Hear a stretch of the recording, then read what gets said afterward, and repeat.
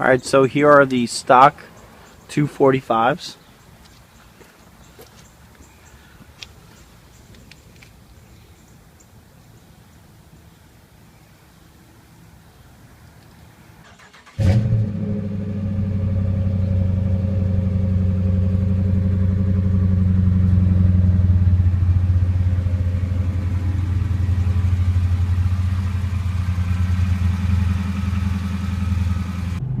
Alright guys, so we're going to go over why I went with the Trinity T2. And where I am in the process at this point is I filled out the Trinity T2 paperwork, or you go on Diablo Sport, register the T2, and the step that I'm waiting for at this point is for them to send me the unlocked PCM with a return label, and I put my PCM in, so it's essentially a swap. They give me an unlocked version, an unlocked PCM, and I trade them my locked stock PCM.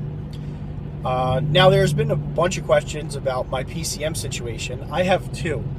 The stock PCM, which is what I'm trading in, and my Scat Pack Stage 1 PCM, which is under the hood at this point, and I'm going to keep that. So if I ever want any warranty work, I'm going to try the little trick that everybody says works, and that is to put the stock PCM that your car is currently tied to back into the car, and we're going to see if it actually does work. Now, why did I actually go with the Trinity T2? So first off, the other three options that were on the table for me were the Intuner, which is also created by Diablo, the Bullydog, which I went over the other day, and I was still very impressed with the Bullydog. And then the third is HP tuners. Now I'm not gonna go over the other tuners. I'm gonna give examples as to why I went with Diablo in the first place. So why I went with Diablo is because it seems to be the most common and most universally accepted for tuners, for performance shops. Each performance shop that I contacted preferred to use Diablo. I did mention, hey, can you use this and this and this? And, they did say yes. I'll give you an example. I spoke to Sean from Hemi Fever, and I asked him, hey, can you use Bullydog? And he said yes, no problem. But he would prefer me go out and buy Diablo. I spoke to the performance shop that I'm going to be working with, and they preferred Diablo. So, right out of the gate, I want to make sure that I'm getting a product that can be tuned further with more ease. I didn't want to get a tuner just for the canned tunes, and that's really not why I got the Trinity T2. I didn't get it for the canned tunes. I got it for the flexibility of a professional to tune it further.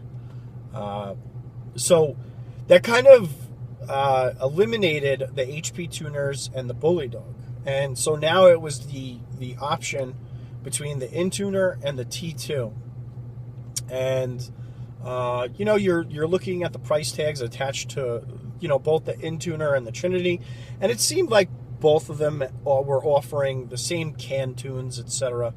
But the thing that I liked about the T2 was that display. It really gives you a lot of options to monitor the car, and it looks more really professional. I like that it's the latest and greatest Diablo and what they have to offer.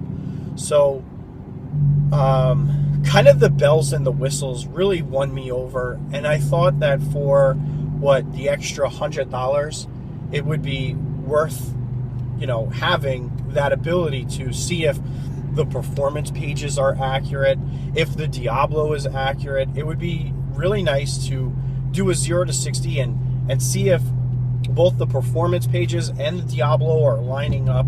It will allow me to just kind of create more content, because there's more to the T2 than just the Intuner.